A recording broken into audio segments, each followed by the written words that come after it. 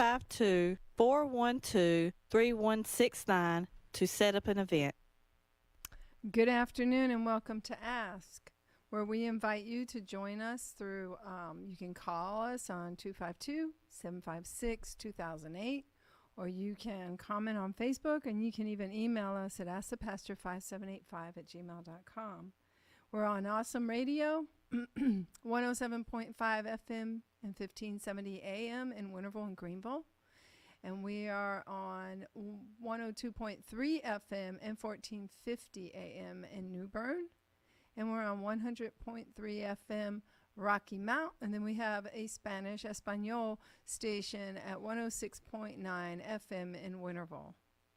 Thank you for joining us today. We are back with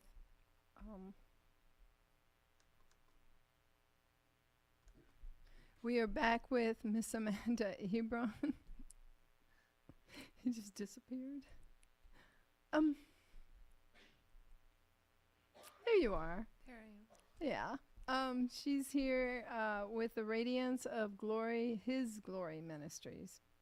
And we're waiting on Miss Nakia as she's driving in. We're going to talk about, as we've been talking about rebellion and those things that are in the church that we need to change so we can change this world. We're going to continue talking about that today. Miss Amanda has something to share, so I'm going to let her speak and I'm going to listen. Well, one of the most important things I think I've ever asked, and I think every human eventually asked it, is who is God? Who am I? And why am I here? Amen. And finding our destiny in Him is the most important thing we can do, because that's what we're here for. So Scripture begins with who God is. He created time, space, and matter. Before creation, before angels, before light, pierced darkness, He just simply was. So the book of Exodus 3:14, when Moses asked God His name, He replied, I am who I am. So He does not derive life. He is life. He depends on nothing, but yet every single thing depends on Him. Amen. So our closeness to Him, our union with Him, that separation, the rebellion, causes that separation. So we have to keep ourselves in check constantly. Our moral conscience tells us a lot, and we often try to hush it instead of listening to it. And so that is something that the Lord has really gotten on me through time, about making sure that I am humbling myself to what the Word says and doing what it says. But I came to the point finally where I understood how to do that when I started understanding who God was, and that He truly does love us, and He does care about us, and He does want communion with us, and He can't lie. Like, He simply cannot lie. And what He said is, do you want to go anywhere specific, or you want me to just Speak your heart. Okay. So God, He is not reacting to history. He is not adjusting to culture, even though we want to try to fit Him in our box, not the creation that He did. He's not evolving with humanity. He is who He says He is, and He's not changing, and He's not a man that He can lie. In the book of James, it says it this way: every good and perfect gift is from above, coming down from the Father of lights, with whom there is no variation or shadow due to changing. So He is self-existent, and He is unchanging, and it doesn't matter what our opinions, our emotions, or our feelings think. He is who He is, and when we finally figure out who He is, then we can start understanding us better, because we can't understand who we are if we don't understand a little bit about whom we're created in His image. So Because God, we're image bearers, right? exactly. I mean, we are image bearers. What are you reflecting? What is your image? Right. Who is your image of? Yeah. And a lot of us have an image of what we've been taught from other people, not truly taught by the Word itself, because for many years myself, I didn't even look at my Bible. Like, I went to church, I heard Sunday schools, I heard pastor preaching. I didn't have time for my Bible. Well, the Lord brought me to a point in my life where I questioned life. And when He spoke to me, I found out that there was a lot of things I didn't know. And I wanted to know Him. So knowing my word, which is something that is, oh my goodness, it is life-giving. It is the most wonderful thing you can do for yourself is reading the word. That's what we've been saying on this radio show for almost over a year now, is that you need to prove yourself Mm-hmm. by reading your word. You don't want to be tricked and duped into believing something that isn't true, because if you don't read your word, there are people that they don't even mean to do it, but the enemy did it in the wilderness, twisted the word to meet the agenda or the motive that they had to get it out. Mm-hmm. And you can take anything in this Bible and you can go cherry pick the scriptures and you can make it fit what you want it to fit, but it's not God's character. Right. And if you don't know his character, you don't know who he is, then Right. you can misjudge, you can mislead. Yes, But absolutely. out of not even ill will or ill intention, it's just you can lead people wrongly thinking that you're doing it rightly. So the self-existing God, he's unchanging, and theologians, they call that divine simplicity. That means that God is not divided within himself. His love is not separate from his holiness, and his justice is not separate from his mercy, and his mercy is not sentimental. It's That's absolute. correct. Now, you said his love is not separated from his holiness. Explain that. So he is holy, and he loves us, He is holy and he is love, right? but his love for us can't make him not correct us when we're wrong. Because he is holy, he has to teach us right. So kind of like our parents, Mm-hmm. they correct us out of love. Well, there's a lot of things we don't technically in a moment understand why we're walking through it. Right. But if we truly sat down and actually thought about what we did, Mhm. how things happened, we could see some correction in some of the things that we're walking through. That doesn't mean he doesn't love us, That's correct. but he is holy. That's And correct. in love, his holiness is what he has, is separate, because love isn't always what you think it looks like. It's a feeling, it's an emotion, Right. but it's a part of who God is. Come on in, Nakia. Miss Nikia's here. So, if we really look at what love means, and I think that we tend to forget, God so loved the world that he allowed his son to come down here, sent his son to come down here, be beaten, and until he was unrecognizable. not just his son, but a part of himself. Yeah, a part of himself, Like, of course. He came and He took on came flesh. into flesh, into he decay. he came into a broken and terrible world that he lowered himself to come here. right. The humility He- of that we're supposed to follow. He came into decay. Mm-hmm. Because when sin happened in the garden, decay started. And so he came into decay. Go ahead. And so, but that's what love is. He came down here. He took our beating. I mean, and it wasn't just some stripes. I mean, No, he they was ripped the beard off shredded. the man's face. the And skin then was they beat him taken with off his, every drop of blood right Yes. down to the water right. out of his body. Like, they took Yes, it all. they took it all. And he was hung to be displayed and exploited. The King of Kings, the creator of this earth, the one that breathed into our bodies. He was displayed and exploited and then betrayed, rejected, and abandoned. And that's love. Mm-hmm. We can't complain. Mm-mm. We can't complain when it's done to us. We cannot complain. And That is nothing that love. we face is in any level of severity of what he faced. No, and he didn't deserve it. We did, and he took it for us.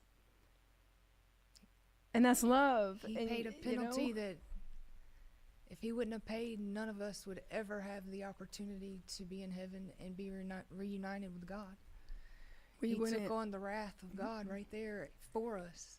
Yeah, So it's important to see that he's transcendent beyond creation and know that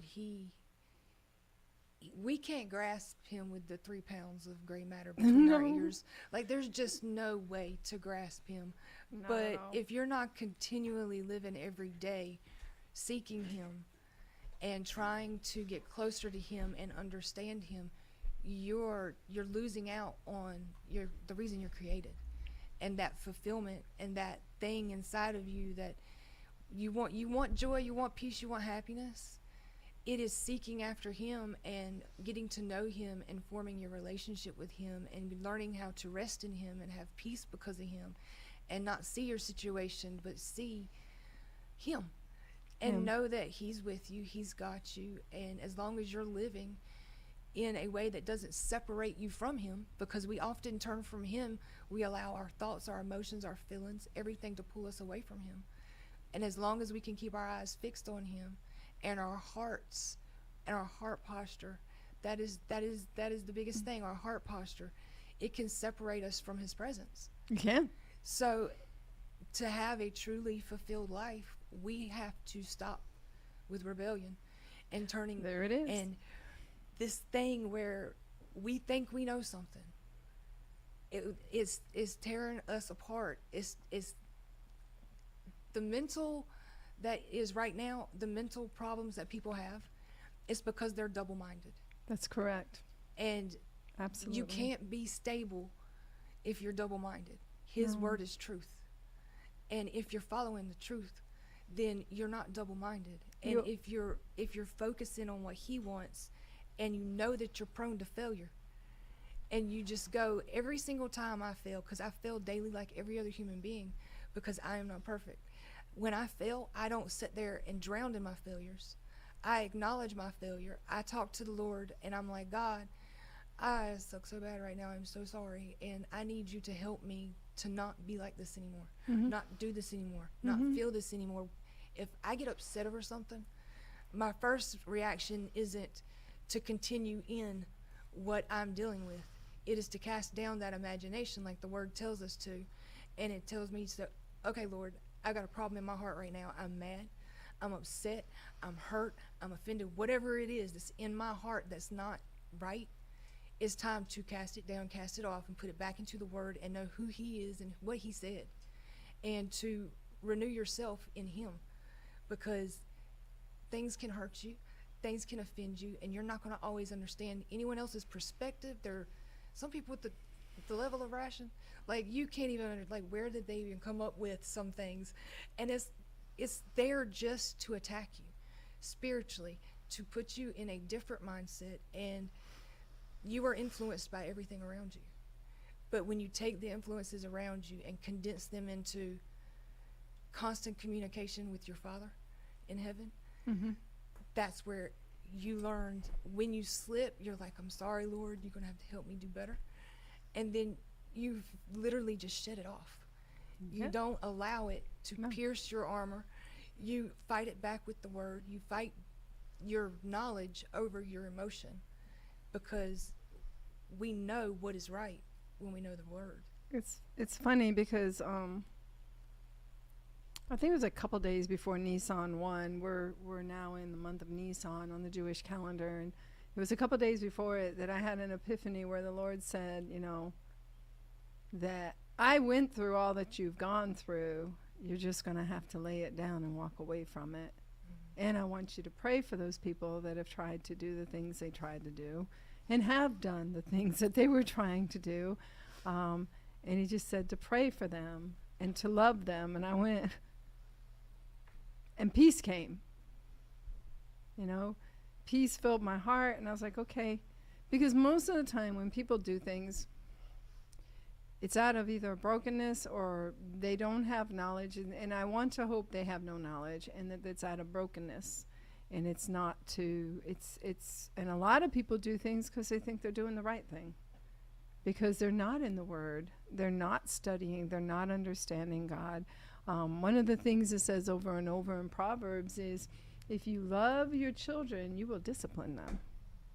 And then it says in Hebrews, he loves us more so than our earthly fathers. He's going to chastise us and correct us. And yet we have, unfortunately, what seems to be a lot of the capital C church that doesn't want to hear that. Doesn't want to hear correction or direction. Doesn't want to submit. And that's what we've been talking about for the last, this will be the 5th week or 4th week, Nakia? I don't. Well, the first time I tried to talk about rebellion, my voice was taken from me. And it's about rebellion in the church. And then when we came in here and actually got on the radio, the Wi-Fi went out.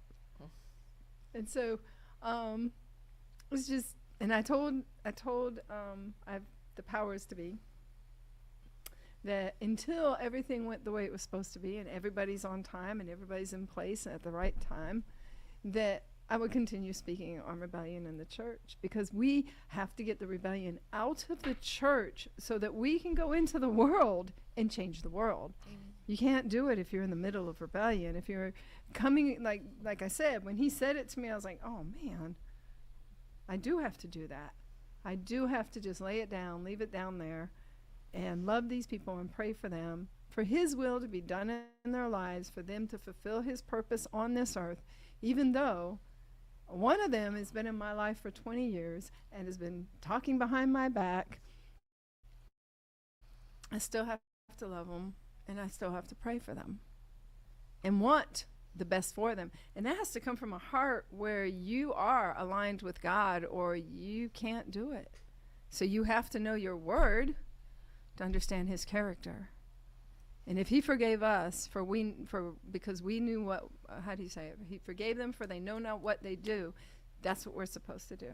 Would you agree? Absolutely. Absolutely. And there's a lot of people everybody's perception's different of every Oh. situation. So a lot of times people see things completely different than you would. And that creates a lot of distance and a lot of misunderstanding. So, I mean, there's no telling what us humans have faced within a day's time to warp our understanding of a lot of things. So, I mean, we as humans, we're not merely rational. We're not merely intelligent. We're supposed to be vocational and relational image bearers. That's correct. So it's not, it can't just be here and then, our hearts being transformed. It makes us do it outwardly. So we start reflecting him. It becomes part of our character to change who we are. And I really don't worry about changing anyone else anymore. No, you can't change Because I used else. to think that I could talk to people, and I could explain things to people, and I could sit there and help them understand. But the fact remains, perception is different, understanding is different. We plant seeds. He's the one who gives the increase. So I really used to have this, everybody who's close to me, I got to make sure they're saved, and I've got to make sure that But that's they're not our doing. job. But I don't have that in me no more. Now that I've learned more about the Lord and learn more about the Gospels and what we are actually supposed to be doing versus what I grew up understanding. Right, that's not our job. We can't do it. Right. So We there's can a lot show them. there's a lot of mindsets that get broken when you Right. get in the Word, and Yeah. that rebellion starts shedding off of you. Can I share something? Mm. So this is perception. I wrote this a while ago. Perception depends on so many things. It can be shaped by how you were raised, by trauma you experienced, by peer pressure, by where you stand in society, and by what you've been taught. Perception can be distorted when you only listen to one side of the story. It can be skewed by the so-called first impressions, forming judgments about someone you don't truly know because of one conversation or one moment. We think we know a person after a brief encounter. We make judgment calls without understanding their history, their battles, or their heart. Perception can even be affected by skin color. Those who believe they can never be wrong often have the worst perception of all. And if you think you're always right, you stop listening. If you stop listening, you stop learning. If you stop learning, you stop growing. Those who are negative and pessimistic will see through a negative lens. If your expectation is bad, you will interpret everything as bad. In the perception of those who are jealous, jealousy distorts reality. It turns someone else's blessing into a threat. It turns growth into competition. It turns favor into favoritism and assigns motives that were never there. Jealous perception cannot celebrate. It compares. It cannot discern. It assumes. It cannot rejoice. It resents. We must be careful. There is a wisdom that sounds intelligent, but it is not from God. There is knowledge that is informed, but not transformed. There is understanding shaped by wounds instead of truth. Worldly wisdom evaluates. Soulish wisdom reacts, and selfish wisdom protects ego. But godly wisdom discerns, and godly wisdom humbles. Godly wisdom loves. We must not only ask for discernment, we must be delivered and set free from worldly, selfish, soulish wisdom, knowledge, and understanding. Lord, purify our perception. Help us to see people the way you see them. It's funny that you would speak about perception, and that's exactly right. Our filters can be dirty. Yes. Because we can see things through those clogged filters of woundedness, then we can also wound other people. And really, a lot of people who are hurt, they don't know any different. They don't No, they don't. understand any different. No. They can't, because their perception and their reality is so Yeah. different. So no matter what someone's dealing with, going through, or doing, where it comes from, you have to pray. You do have to pray. You just pray for them and know that the Lord is going to deal with it and keep it from anyone else. Yeah. Because, like you were saying, those words that come out your mouth talking about people changes people's perspective. They changes people's understanding, makes people judge people unrightly, and we are told not to gossip. Gossip is not supposed to be leaving our mouths. We're supposed to take things to the Lord and let the Lord handle it. We do seek wise counsel, but counsel needs to be very selective. And so Yes, I've learned that. there's a lot of things that the Word teaches us that if we actually followed it and did what it said, it would create a lot of less stress and drama in our life. Wouldn't it? And we find so much peace. Peace. And the level of peace that comes from just not pulling out the trash. You don't pull out someone else's trash. Everybody has a bad day. Everybody has a bad week. People have bad months and bad years. But Jesus came to forgive you too. And so sometimes you separate yourself and you allow the Lord to do what he do, and you stop trying. Because I had to do that with someone that I was super close to. Right. Literally, when I say I cut that line, done. Well, The moment that the Lord told me that's not your problem, not your monkey, not your circus kind of deal, I was there like, you go. It's yes, time sir. to go. It's a And freeing, though. It's so freeing. it is. It's like, wait, I'm not responsible. And really, I used to think that I was responsible for everybody around me. And the freedom that I got when I understood that not everybody attached to me is my assignment. Not everybody who wants to be around me deserves to be around me. Those who hurt me and constantly use me do not continually deserve access to my life. They deserve me to forgive them and to move on, but they don't deserve to keep access to my life if they are living in a toxic nature or in a nature that's going to harm me, take my joy, take my peace, take my relationship with the Lord, and lessen it to where I'm not thinking about the Lord. I'm thinking about what they did, what they done, what they're saying, what they're doing. So there's a balance in life, and we have to learn our relationship with God is more important than every other thing that we could think on. So if someone's in your life and causing massive drama, massive stress, massive chaos, if you got to remove it. So the funny thing step is, away from it. I think we're taught that we're not supposed to do that, and so we hold on, and then we go through so much. Because I just recently, somebody innocently said something, and when they said it, it just dawned on me how many years I've been put into a relationship where they have done damage and caused drama and a whole bunch of problems and issues. And if I simply said enough is enough and walked away because I already knew about it, I guess your hope and your praying is that you want them to do God's will, and it's not our job. We've done everything we can do. Walk away with no blood on our hands, right? Yeah. If God tells us to do it, we do it, and then if not, it's not our job. Yep. And that's freeing. Yeah. Well, I stopped worrying about everybody around me and started worrying about my relationship with God. When he puts me in someone's path, I'm grateful to be there. There you go. And when he removes them, I'm grateful that they're gone.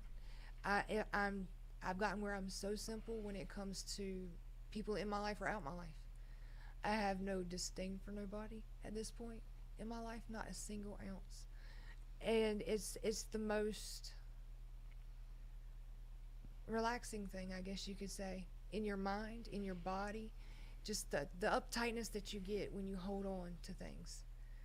Yeah. To be able to flush that out, understanding that the only reason we're here isn't to deal with all that. The only reason we're here is just to be a representative of God in That's his right. creation. And we're priestly stewards of the earth, not people.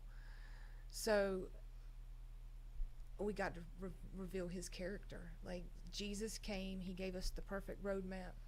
He gave us a good understanding of what it looks like, not the legalistic, Right. which we had to have in order to understand right from wrong, because before that law was given, they didn't have anything to go by truly. No. So the Lord gave the law, gave them a very clear understanding, made it a very strict law to exemplify holiness. And Jesus didn't come to abolish the law, but to fulfill the punishment for being in sin. And we can't take that for granted. And we have, if we actually take communion and we don't recognize his body and who he is for who he is, we are drinking death upon ourselves according to our word. There are many people that die simply because they are taking communion and they don't know what they're doing. They're not truly understanding what they're doing when they do it. They're doing it as a religious practice. Yeah, but They're it's doing another it thing as we've been because taught. everybody else is doing Right. it. And they've been, what they've been taught. But to actually understand and discern who Jesus is and what his sacrifice is, you got to understand his Father. You got to understand his heart, his desires, his holiness, his pureness. You got to have a relationship. And you can't just go to church and have a relationship with him because your pastor teaches to you. You got to desire it and you have to seek him. You do. With all your heart, with all your soul, and all your strength, with everything that you are, because if you love him with all that, then you're going to love people in the way you're supposed to love people, the way he loved us. Yep. So is ignorance of what you're saying, is it an excuse? Do we have... There is a level of that which may be because you've not been exposed to, and you may be trying. But if you ain't trying, you dying. That's all there is to it. You're slowly dying inside if you're not trying to seek after the Lord and his understanding. And you're doing it to yourself. And you should be reading, he said right? in his word, my people suffer for lack of knowledge. And it's right here. And if you're suffering, then the best thing you can do is seek him, because he's the healer, he's the comforter, he's everything. Like, we serve a God that is not contained by time, space, and matter. Right. And he can do miracles that we can't even understand to think of, because our brain ain't that big to understand and comprehend what he's actually capable of. I mean, we often read the Bible in the version that King James wrote and don't actually read it in other versions that were before King James's version, and start Genevieve, reading. I have the Ethiopian Bible. I the just got that thing. Ethiopian, I the, love that the thing. Geneva Bible. Mm, The Bible Geneva wasn't... The dude was burnt at the stake Yeah. for making a translation. I mean, come Yeah. on, you need to know like some Yeah, things. you need to go and find out why. And the Bible wasn't originally written the way it is. It's a bunch of letters and journal entries put together. Right. And read it the way it was written. It's amazing. And when you find out that, when they found the Dead Sea Scrolls, and they found like Isaiah, the book of Enoch with it, the book of Joshua with it, like the books they found with it, they didn't read them all in a combined Holy Bible. No. Before, they read them as scrolls, and these scrolls Right. were kept with those scrolls. Yes. And our Bible mentions certain Yeah. books. Oh, it does. And it's like, that's what got me interested and got me looking. I'm like, well, it's talking about it's recorded in this book. Well, Yeah, I want to where know is what's that book? recorded. Where's Where the is book this of at? Enoch? Right. Where's all these books? So you start yeah. really looking more into things when you start reading the Bible for what it says and not what Yeah. you've been taught and what you think. Right. Like, there's so many levels of understanding. Like, I could read that thing all day, every day, never get tired of it. and still like I crave more. Like, And still open your eyes to and something I'm new. constantly going, oh my God, that's really in there. And I've already read it maybe Yeah. once, twice, 10 times. But when you read it again, it's like, look at you. Wow, it is alive. It is real. That thing, it speaks to you. The Lord uses that. It doesn't matter whether you're using King James or you using what. He will speak to you through his word. Right. And if you ain't getting some speaking from the word, then you ain't hearing from him. Well, If it's contradictory, run. my husband and I were reading today something about if you're not saved, you're dead, right? That's in I think it was Ephesians. I'm not sure where I read it, but and then I went and I read the commentary, and he was like, there's no one more deader than the other. You're dead if you're not saved. You're dead. And I was like, the Lord had told me a few years ago during a New Year's prayer that we were doing downstairs while they were celebrating New Year's outside. We were inside praying. He said, you're praying for the walking dead. And today I went, wait, it's right there. It's in the Word. Well, he said it, and it's right there in the Word, you know. And that's what I like to do. Hear him say something and then find it in his Word. Because he does speak his Word. Yeah. He does. Well, sin's not just rule breaking. No. It's a covenant breach. It's a covenant breach, yes. It's a big deal. It is a big deal. So we have to start walking more worthy Mm-hmm. of the calling that he has on our lives, because Mhm. each and every human being is a walking ministry, and each and every human being is got a purpose. There was a book written about every single one of us Yes. before we were even born. Yes. And he knitted us together. He crafted us together in our mother's womb with a very specific design that is just right for the calling that is on our life. And no, we Yes. don't all have the same calling. No, we But don't. we are unique, But we all and we need are to formed work together. for a specific calling. So Yes. there's a lot of jealousy within the church that causes a lot of rebellion. And a lot of people want to be like somebody else, but we got to be like the Lord. That's And who we need to be if like. you're constantly seeking after the Lord, you're not worried about what someone else is doing, how they're doing it, because you're so encapsulated by what he's doing in you and through you. Right. So the more you seek him and the more you get revealed who you are, and he cleans you up and he purifies you, and you get to see the things that he does throughout your day because you're recognizing him in your day, and you're understanding that things are happening different because you're changing, and as you're changing, the situations around you are changing. Yeah. And it's like you actually see him start being manifested right in front of you on a constant basis once you start walking more like what he told you to do. He will start manifesting his presence in your life if you're obedient. And the hardest thing to do is be obedient and not be rebellious and not be within yourself, because even Eve, at the beginning of time, it was the lust of the eyes, the lust of the flesh. It was that desire to know more. But we weren't created for autonomy.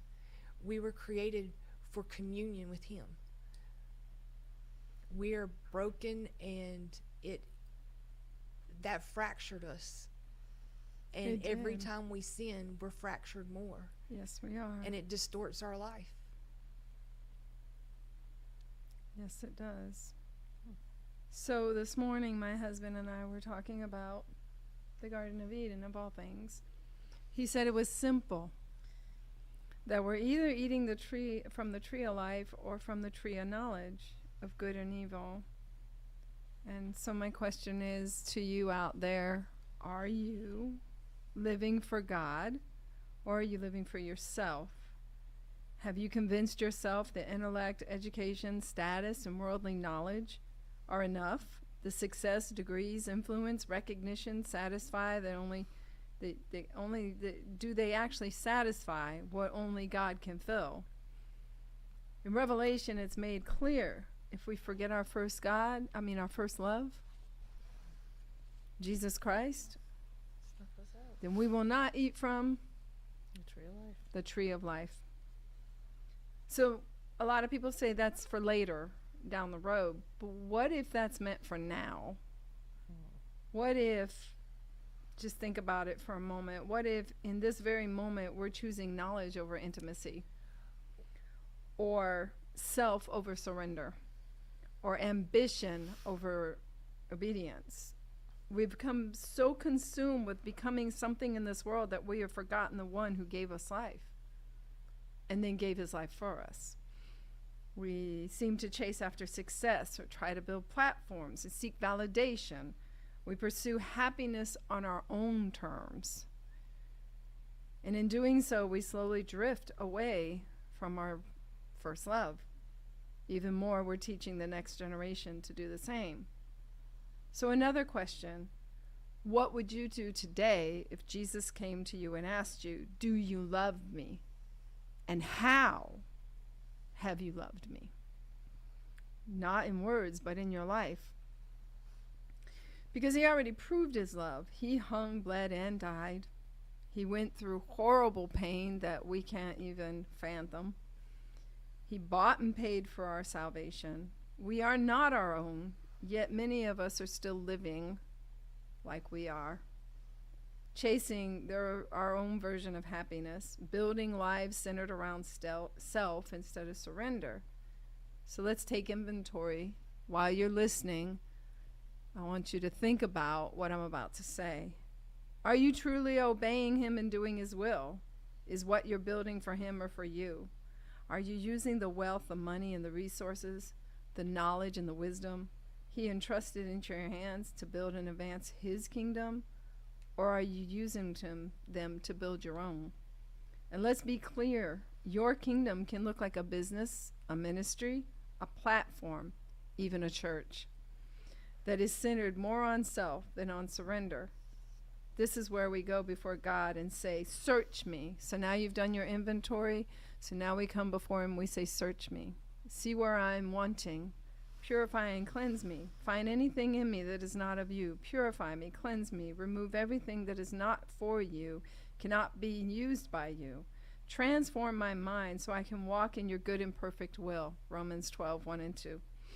Clean out my ears so I can hear you clearly. Remove the scales from my eyes so I can truly see what I am doing. Strip away every lie, every distraction, every self-driven desire so I can go forth in your purpose for your pleasure. Because this is the truth. We were not created and placed on this earth for ourselves, but for him. We're not here for our own pleasure.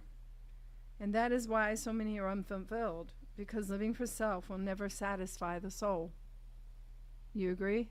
Absolutely. Absolutely. And me and my daughter, we say the Lord's Prayer every night. We have ever since she was born. Mm-hmm. And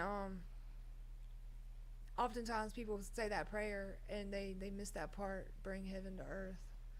That's what we're supposed to be doing. Yeah. We're supposed to be bringing Yes. heaven on earth as his reflection. That is correct. That is, like, we pray it, but we don't understand Doing it. his will. Right. And Jesus in the Gospels, that is bringing heaven to earth. And us following in Jesus' footsteps, doing what he told us to do, that is bringing heaven to earth. Our reaction can't be based on what happened to us or what's going on around us. It has to be grounded in truth. I'm thankful Jesus didn't do that. Right? Right. So no amount of success, no relationship, no money, no recognition will ever be enough, because it goes against the very nature within us, the breath of God that was placed inside of us. We're created to worship him in spirit and truth, not just in words, but through our lifestyle. What we do, what we say, what we think. So choose today the tree of life or the illusion of the knowledge that leads to death. Self or surrender, because you cannot have both. I know that's solemn and I know it's sobering, but it's the truth. We have to search, or have God search us, so that we're not walking in rebellion. You may not even know that you are in rebellion. You may not even understand that you are. You may think that everything is good and you're doing the right thing. But we should always take inventory and consistently go before him. And first of all, repent, and then say I'm sorry for whatever I did or said, but I want it to be exposed to me so I don't do it anymore. And walk away from what separates you from God and his holiness, because we're supposed to be separated unto him. In John 17:3, Jesus actually defines eternal life for us. He does. And he says it is that they might know you. That's right. That is it. And to yeah. know is experiential. Yes, it is. And if you're not having experiential knowledge of God, there's a reason why. And you need to seek out to understand what's standing between you and that experiential knowledge. Because that experience is what increases your faith and your understanding. Explain experience. So experiential, I lost my phone went flying off my car. It took a nice flight one day. This experience started with I was on a way to a doctor's appointment. I'd been to the doctor's office one time. It was here in Greenville. I'm not familiar enough with Greenville. So I was like, Lord, you're going to have to get me there because I don't even understand how I'm going to get there right now because I've been there once and I ain't that good at this. So the moment that I realized I lost my phone, I went back, I looked. I did not have time to continue looking. And the only thing I did was go, okay, I'm not going to let this upset me. I'm not going to let it stress me. I'm going to trust that you said that you will work all things for my good. So I'm interested to see how you're going to do this, Lord. And I was sitting there going, I can't believe I was that stupid. And I set my phone on the front of my car and I left it right there so it could just right off. So I was like, Lord, you said you'd cover some of my mistakes. Here's one. I need your help right now. And I didn't. And normally that would have shook me. That would have upset me because financially I'd be looking at replacing a phone. I was almost to the end of paying a phone off, y'all. And I'm looking forward to the freedom of finances. And so there's all these things that could have gone off in my brain. And every time one of them wanted to pop up, I'm like, nope, not today. You said you were going to take care of it. Get me to my doctor's appointment. I ain't stressing. It was a follow-up from my shoulder surgery. And I'm like, I had enough on my plate at that moment. I'm like, I ain't stressing over this. I ain't letting this get to me. Lord, you said. So I didn't let it stress me. I went to my appointment. I stayed calm. Didn't even really think about it much while I was at my appointment until I went to leave, and I had to leave Greenville. And there you go again. I needed that GPS. God positioning system. But right. So I was like, you know what? It's okay. I'm going to ride down the side of the road. I'm going to see if it connects. Come to find out, it was in a canal. It was not going to be reconnected into my car. Oh. But I got to meet so many amazing neighbors that stopped to make sure I was okay. And I got to rest that day pretty much because I just rode down the side of the road for like 2 hours trying to find phone. And so my daughter even joined me. And I got to talk to all kinds of people. And when I went to go to U.S. Sailor, because I determined I was not going to find that phone, I walked out of there paying this less than my cell phone. My monthly cell phone bill drastically dropped, and I mean drastically dropped. And I didn't know any more on that phone when I left that store than I did on my old phone. And I'm like, well, look at you. That's experiential. Yes, Even though is. all these things happen, and these thoughts want to just, no, that's not what you said. And I'm not going to let it shake me. I'm not going to let it break me. This is what you said. I'm going to stand on that. And I'm not going to dwell on it. I'm not going to keep thinking on it. I'm going to turn up my worship music and I'm going to worship you and I'm going to praise you. And I'm going to not dwell on what's happening to me. I'm going to dwell on you. And I'm going to stay in your presence. And I'm going to do what you said. And I'm going to trust you. And that's Philippians 4, right? It's that simple. It's not that simple, but it's that simple. But it is that simple. Right. Yes. And it's Philippians 4. Every imagination, you cast it down. Yes. You remember what he said and that he's faithful and he's just and he's true. And if your heart's right and you love him, that's the key. He said, if you love me, you'll obey me. Yeah, if you love him, he will work everything for your good. Yes. He said, I will work everything for the good of those who love me. How do you love him? Because it's clear in John 17 and 15 and 14, several times it's said, if you love me, you'll obey my Father. If you love me, you'll keep my commands. If you can't say that you adore him, like that you truly you just absolutely there is no better. then get closer. Mm-hmm. Because it is there when I think about the Lord, Mm-hmm. and I get excited because he is so freaking amazing. And he is so humbling, and he is so good. And it's just like, I wish I could just tell everybody how to experience what I experience on a daily basis. But I can't. Yeah, I mean, well, I mean, I think a lot of people will call it a coincidence or something of that nature. It's And really not. I have so it's many not. trials and the things that come against me. I have learned to laugh in the face of adversity. So much so that when I wake up and I can't move because of an autoimmune disease that I have had, it's okay. Because I'm like, all right, Lord, I might not be totally healed yet, but you're healing me. And That's I'm getting right. there, and I know it's going to work out for my good. And every single time I get up that way, I watch how what crippled me that day change the life of another person because they saw how I walked through what I was going through. And when they asked me, I don't understand how you do what you do or why you do what you do because of your limit. Like, what is it? And I get to talk about him, and I get to explain how he's done it. And it's not me. Like my job, I ain't that smart, but he gives me really good ideas. Wisdom, right? He like drops stuff in witty my ideas. mind, You're and like, it's wait like a minute. these light bulbs Yes. go off, and I'm like, look at you. I ain't Yes. that smart. I appreciate So you. surrender to God is a good thing, and people Yes. that you, instead of fighting it, we should surrender. Because I could tell you a story, but we only got 5 minutes, and it's going to take longer. But I'll tell you a short version. My car disappeared. My car disappeared. I went into a building to war for Greenville, and my car disappeared. I thought it was stolen. So I called my boss and told him, I'm not going to be able to make it because my car is stolen and I don't know where it is. Now, I wasn't upset. I wasn't freaked out. I'm like, okay, where's my car?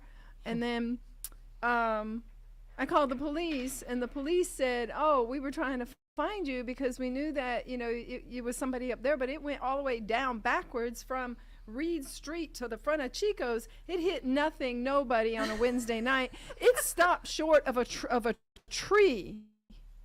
Wow. But then I called back my employer, who didn't understand God. She thought I was like, I had lived an exhaustive life because I would go to prayer meetings or burns or go to worship.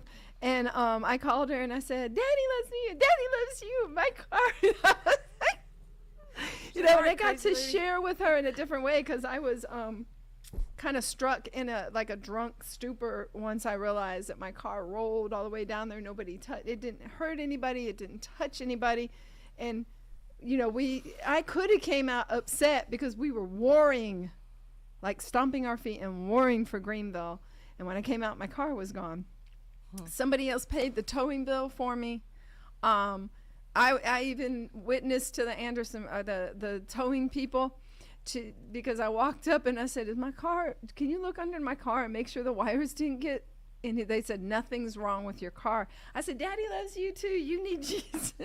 I just want everybody that came into my stead. Earlier that day, I had asked for a window to reach my employer.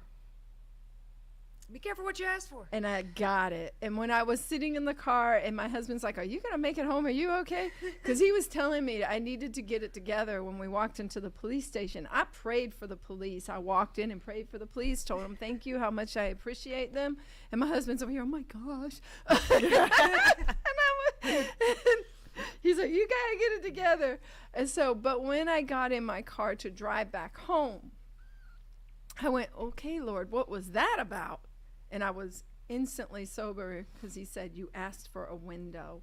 I opened it." And our relationship with my employer changed. It wasn't so much stringent. She began to see things. And it was just, it was like, I cannot explain how my car went backwards all the way down the road and did not hit anybody. It was a Wednesday night downtown. People were everywhere. And it didn't hit the tree. And there's so many more of those kind of stories for those that surrender their lives to the Lord and try to obey him. And I did say try because our heart's desire is to do so. We just can't always do it, or we lean the other way because of our flesh. So we have to crucify our flesh daily, right? Every day. Pick up that cross and follow him instead of ourselves. Miss Nakia, Mhm. it's got 2 minutes left. Say something. Oh, during the last 2 minutes. Oh, wow. Yeah. Well, I mean, y'all had so much good stuff to share. I know, but so do you. I mean, it is good to surrender and lean on not our own understanding, but to lean on God's understanding, because you'll never know. How'd you get a roof? A what? Your roof. My roof? Oh yeah. Okay, so I came home from work one day. My roof was gone off my house. I'm sorry. I'm laughing about it now. It was like when I got home, I was like, "What in the world am I looking at?" But yeah, it was a really bad windstorm, and my roof got blown off. And I was like, "Oh my gosh, what am I gonna do?" Well, God's grace and mercy, it worked out where I didn't even have to really pay anything. That's right. And you got a metal roof. I got a metal roof, The one you and it's wanted. like, yes, it's a lot better than the roof I had before. See, But it's amazing what you do when you surrender to God, and yes. because He'll bless your socks off. Yes, he will. And when you line up with his will, it's amazing. Yep. So Amanda's got more to say, so we're going to invite her back because her what God has given her is absolutely amazing. And she's such a humble vessel. And I thank you for being here. And I can't wait for you to come back, hopefully sooner than later. And continue talking about what you have written there because it's amazing download from God.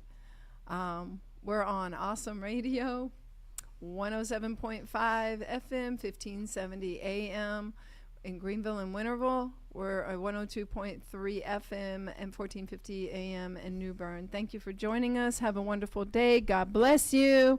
Bye. You want to say yes. Yes to hosting the baby shower. Yes to celebrating the bride. Yes to gathering the family. Yes to starting that small class or Bible study. But your home just doesn't have the space. That's where Footprints Event and Conference Center comes in. Not a big event hall, not overwhelming. Just a cozy, comfortable space created for meaningful moments. A perfect space for baby showers, bridal showers, birthday celebrations, small classes, workshops, and intimate gatherings. When your heart is ready to host, but your home simply isn't big enough. Conveniently located at 304 Evans Street in Greenville, North Carolina, let your yes become possible. For details, call 252-412-3169. That's 252-412-3169. Footprints Event Center, where every step becomes a memory.